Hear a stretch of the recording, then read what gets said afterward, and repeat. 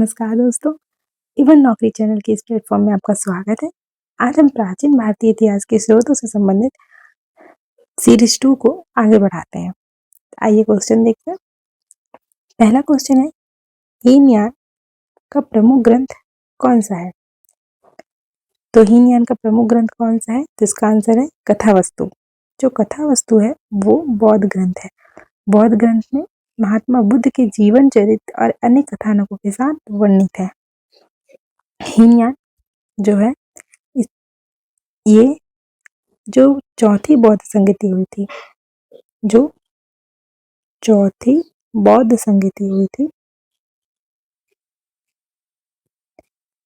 उसके तहत कहाँ हुआ था? ये कुंडलवन कश्मीर में, जिसके तहत ये जो हुआ था यहाँ 2 भागों में बट गया था, एक हीनयान और एक महायान।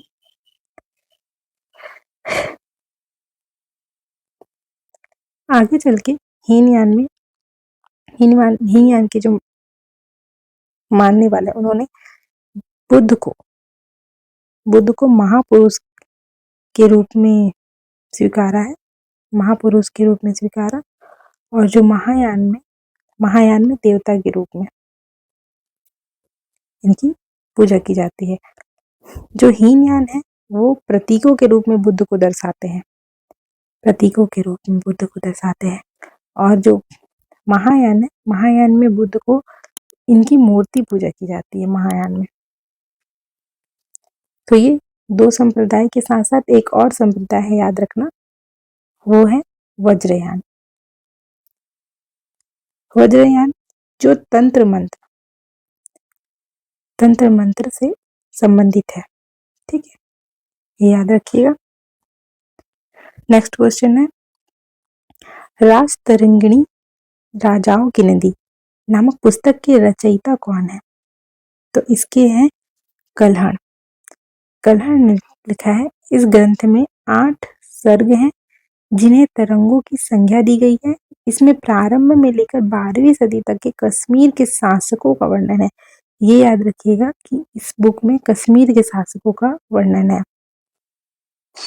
ठीक। आइए नेक्स्ट क्वेश्चन की ओर चलते हैं। पाणिनि के द्वारा लिखित अष्टाध्यायी नामक पुस्तक के इतिहास की जानकारी मिलती है। तो पहले तो याद रखिए कि पाणिनि की पुस्तक क्या है? अष्टाध्यायी। ये किसके बारे में जानकारी मिलती है? तो मौर्यकालीन राजनीतिक व्यवस्था के बारे में, जिसके तहत अष्टाध्यायी में पहली बार लिपि शब्द का प्रयोग किया गया है। इसमें मौर्य के पहले का इतिहास तथा मौर्य युगीन राजनीतिक अवस्था की जानकारी प्राप्त होती है। अष्टाध्यायी संस्कृत भाषा व्याकरण की प्रथम पुस्तक है। याद रखिएगा, अष्टाध्यायी जो है संस्कृत भाषा व्याकरण की प्रथम पुस्तक है, ठीक है। नेक्स्ट चलते हैं। इंडिका नामक पुस्तक किसकी रचना है? इंडिका नामक पुस्तक किसकी रचना है? ये है मेगास्थनीज की। जो मेगास्थनीज है वो सेल्यूकस निकेटर का राजदूत था, जो चंद्रगुप्त मौर्य के राज दरबार में आया था। इसने अपनी पुस्तक इंडिका में मौर्य युगीन समाज एवं संस्कृति के विषय में लिखा था, ठीक है। नेक्स्ट क्वेश्चन है, हेरोडोटस के द्वारा रचित पुस्तक का नाम क्या है? हेरोडोटस से तो सभी जानते होंगे। हेरोडोटस की पुस्तक है क्या है? हिस्टोरिका। जो हेरोडोटस है, हेरोडोटस को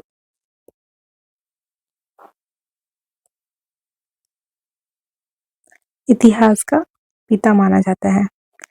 इसने अपनी पुस्तक हिस्टोरिका में 5वीं शताब्दी ईसा पूर्व में भारत और फारस के संबंध में वर्णन किया है, परंतु इसका विवरण अनुश्रुतियों और अफवाहों पर आधारित है, ठीक है। नेक्स्ट क्वेश्चन देखते हैं। चीनी यात्री फाहियान भारत में किसके दरबार में आया था? जो फाहियान था वो किसके दरबार में आया था? तो इसका आंसर है चंद्रगुप्त मौर्य। इसने अपने विवरण में मध्य प्रदेश के समाज एवं संस्कृति के बारे में वर्णन किया है। ये 14 वर्ष भारत में रहा। कितने वर्ष भारत में रहा? 14 वर्ष। और इसकी पुस्तक क्या है? तो इसकी पुस्तक है फायुकी। फायुकी। इसका प्रोनाउंसिएशन कभी कभी अलग हो जाता है, मगर इसकी बुक क्या है? फायुकी। ठीक है।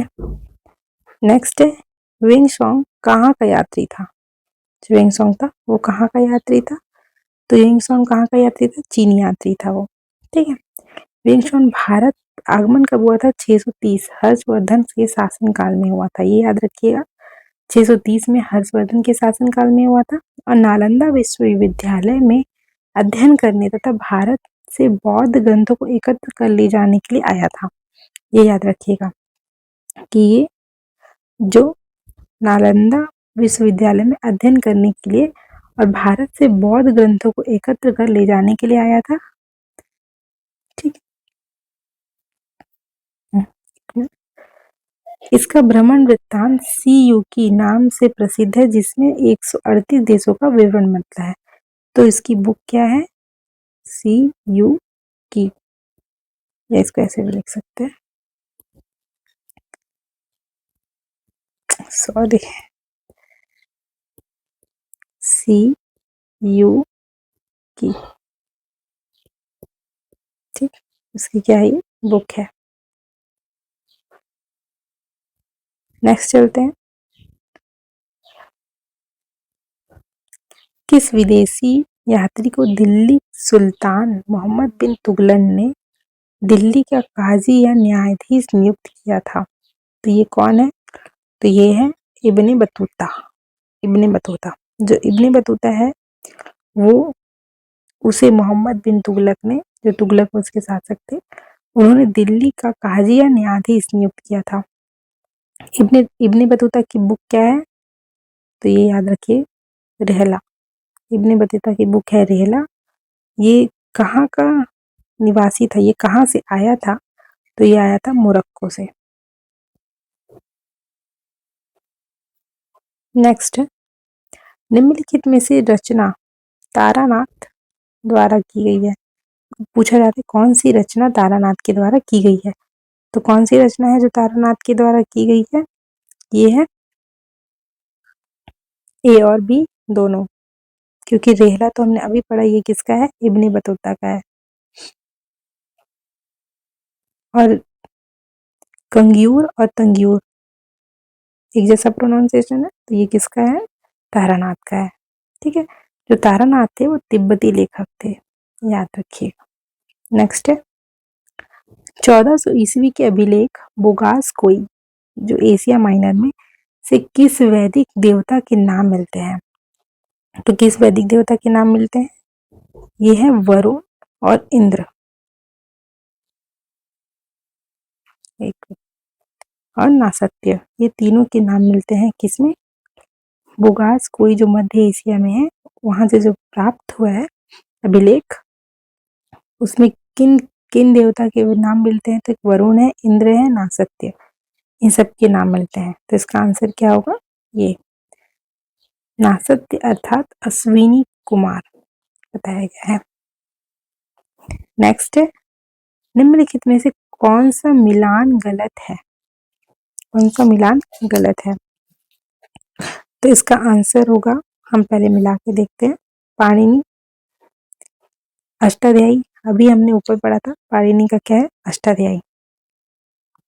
पंचतंत्र विष्णु शर्मा के द्वारा ही रचित है। हर्षचरित बाण भट्ट के द्वारा रचित है।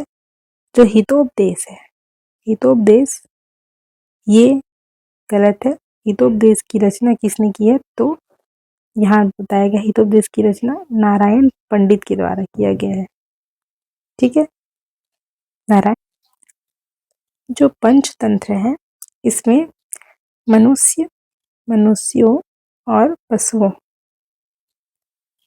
के बारे में बताया गया है। और जो हर्षचरित है बाण भट्ट द्वारा रचित, ये ऐसा माना जाता है कि इतिहास, मतलब संस्कृत में लिखी गई पहली ऐतिहासिक जीवनी है। संस्कृत में लिखी गई पहली ऐतिहासिक जीवनी है।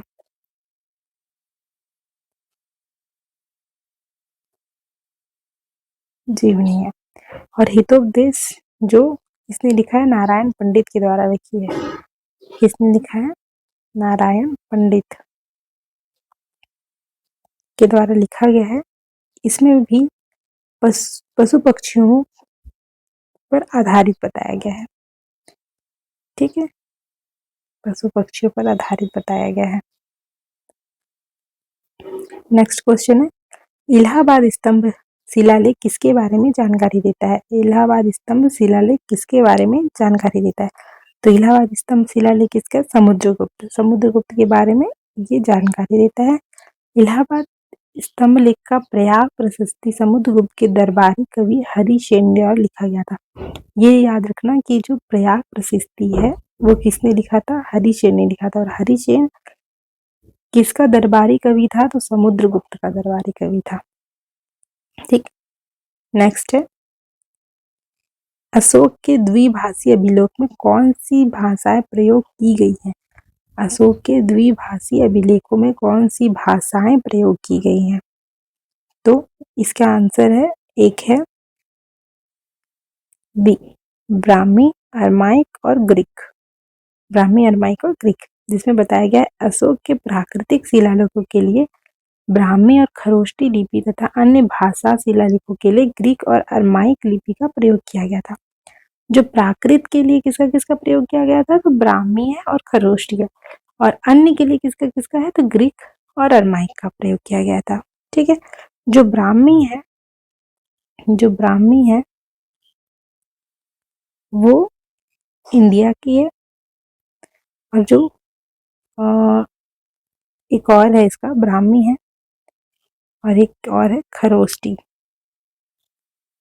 जो खरोष्टी है वो पाकिस्तान के एरिया में आता है।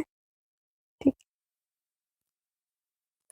जो खरोष्टी लिपि है इसे गांधारी लिपि भी कहा जाता है। ठीक है, ये याद रखिए, इसे गांधारी लिपि भी कहा जाता है। नेक्स्ट है, गांधार शैली का विकास किस काल में हुआ था? गांधार शैली का विकास किस काल में हुआ था? तो इसका आंसर है कुषाण काल। आइए देखते हैं, गांधार शैली वर्तमान अफगानिस्तान के कंधार में विकसित हुई थी। यह भारतीय और कुषाण शैली का मिश्रण है। इस शैली का विकास कुषाण काल में हुआ था। जो कुषाण काल में हुआ था, क्या हुआ था? गांधार शैली का विकास हुआ था। ठीक है, तो ये याद रखिए कि भारत में सबसे पहले शुद्ध सोने के सिक्के कुषाणों ने चलाया था। ये याद रखिएगा, जो शुद्ध सोने के सिक्के सबसे पहले किसने चलाया था? कुषाण ने चलाया था। नेक्स्ट है, उत्तर भारत के मंदिरों की कला की शैली को किस नाम से जाना जाता है? जो उत्तर भारत के मंदिरों की कला की शैली को किस नाम से जाना जाता है? तो वो है नागर शैली। ठीक है, कौन सी शैली है वो? नागर शैली। इसकी 3 शैलियां होती है। तो ये जो उत्तर वाला एरिया है, ये सबसे जो, हाँ अभी जो हमने पढ़ा वो क्या है? नागर शैली। नागर शैली में आता है। जो बीच वाला एरिया है उसे बेसर शैली बोलते हैं। और जो दक्षिण वाला एरिया है उसे द्रविड़ शैली बोलते हैं। ठीक है, ये तीनों शैली में मंदिरों की कला की एक शैली है। ठीक है, ये आपके एमसीक्यू के आंसर है, आप देख सकते हैं। Thank you.